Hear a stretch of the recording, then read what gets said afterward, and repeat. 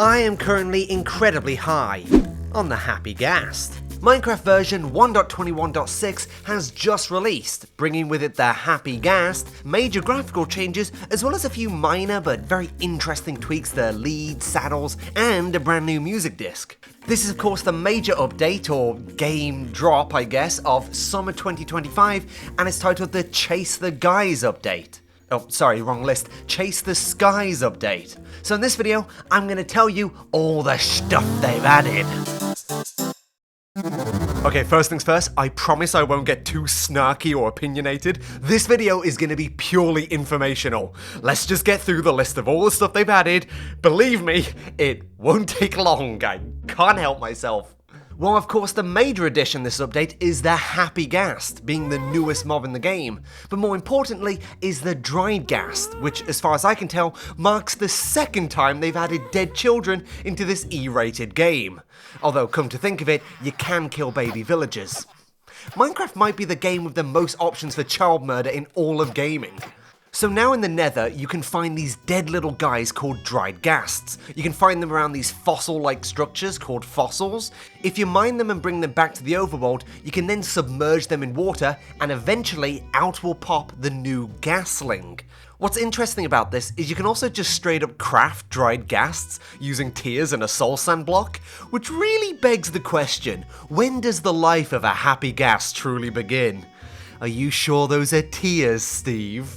Eventually the Ghastlings will grow up to full-fledged Happy Ghasts, which have a look of pure complacency on their face. Talking of which, also in this update they've retextured the old Ghasts to be this higher resolution texture, to match this new look they're going for. Don't do it, don't get snarky. The unique thing about the Happy Ghast is you can ride them with the use of this new harness item. It can be crafted like so using leather, glass and dyed wool. They come in 16 different colours, but only one dress size, which is triple XL. Pretty ghastly if you ask me. That joke is terrible, like, goddamn. Okay, so here's the lowdown. You can get on these Happy Ghasts and fly them about, but as soon as you get off them, you can actually stand on them and use them as a movable platform. That means they're pretty useful for building the underside of big structures, but I do think they're a bit slow for much use anywhere else. Of course, you can use leads on these guys to keep them safe, but you can also hook them up to mobs and boats to transport them around, which looks pretty cool. So obviously the Happy Ghast has plenty of weird functionality. Me personally, I can't wait to get my hands on it for minigames, but for that, I'm gonna need a server. So what better place to get one than today's sponsor, Wise Hosting. Look, I know from personal experience that setting up a Minecraft server can be a total nightmare. JSON file? My name's Gerg. But luckily Wise Hosting offers a super easy to use dashboard that makes hosting a wise choice. You see what I did there? For example, let's say I'm still running a world on the old version and want to upgrade to this new update. I just head on over to the version tab, select the correct one, and boom, it's done. That easy. You want to plop on some mods such as an integrated voice chat? Well, the dashboard has a built-in mod installer. It's literally like 2 clicks. I personally played GregTech recently, and getting that set up for like 5 people was a bloody headache. So why not just make it easy on yourself, because you can get all of this and like a bunch more for under $10 a month. Or even less for using code GERG at checkout for an extra 25% off by checking out Wise Hosting with the link in the description or the pinned comment. Talking about the lead, they've had some pretty big changes too. For the first time in 12 years, leads are now craftable using 5 string. No more incentive to brutally murder the wandering trader. Not that you really needed one. However, the big change with leads is the new mechanical additions of attaching leads between 2 different mobs or even attaching them to boats.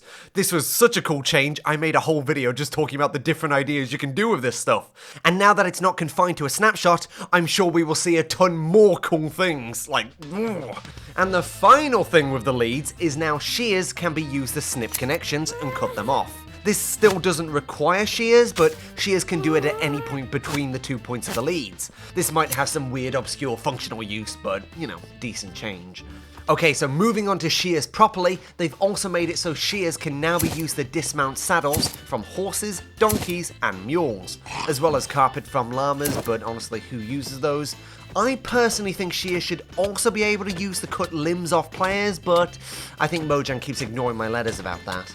And it's a good thing I talk about saddles, because they've also had changes. Dude, my segues are so goddamn good. Saddles, in addition to leads, are also craftable now, this time with 3 leather and 1 iron ingot, and as a consequence, saddles have now been removed from the loot tables of various structures and replaced with leather.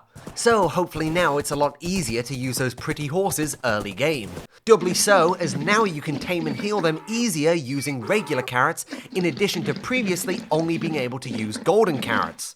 Good change, but now a decade-old episode of South Park is out of date. Stan, how do you tame a horse in Minecraft? What? There is a new bar at the bottom of the screen. No, it's not the XP bar, silly. That's the player locator bar. What does it do? Well, it's a bar that locates players. Yeah, pretty self-explanatory. If you wish, you can turn it off if you're a server owner, but you can also use pumpkin heads, mob heads, sneaking, or invisibility potions to hide your view from others if that's not an option. All this talk about bars has made me thirsty. Let's talk about potions. Splash potions now provide less duration of the potion effect the further you are from the center of the explosion. This will probably have a huge effect on PvP communities, but I wouldn't know anything about that because I prefer my Minecraft PvP to be done in the free market. Also, I don't have carpal tunnel. Also, I go outside, and also I don't suck ass. Since I hate PvP. I hate you guys. No, I'm not downloading Luna Client. Go away. Okay, graphical changes. You'll notice that distance haze has been added to the game, so anything further than 50 or so blocks looks washed out and desaturated. I personally hate this change as it sucks all the color out the game, but it does have a certain mood in rainy weather. The clouds are also slightly different with a different pattern. Here's the new and old texture on screen. Who goddamn cares, in all honesty? They've added some great tools to the options for the music in the game. You can now select the frequency that the in-game music will play, as well as the option to have pop-ups telling you what song is playing and by whom. You see, I have a little theory that it's hard-coded into Minecraft to play C418's music less than the other artists. So now I can test it. I'll release a short with the results. Probably. Stay tuned. In addition, there are 5 new music tracks by Amos Roddy, each biome specific.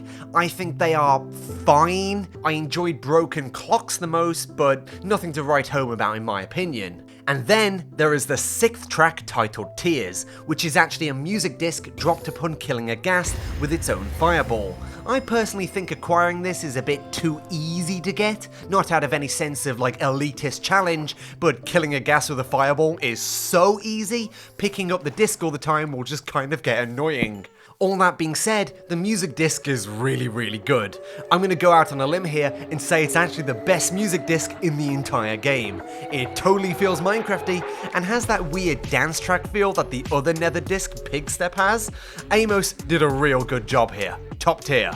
And of course, the big change this update is the huge graphical pack called Vibrant Visuals, which is the first time shaders have been added to vanilla. Now, I have a fair amount to say about this. I think it really messes up Minecraft's art style. I made a whole video just talking about it, but it's technically only in Bedrock for now, and I don't really cover Bedrock exclusive stuff. I try to pretend it doesn't exist out of hatred.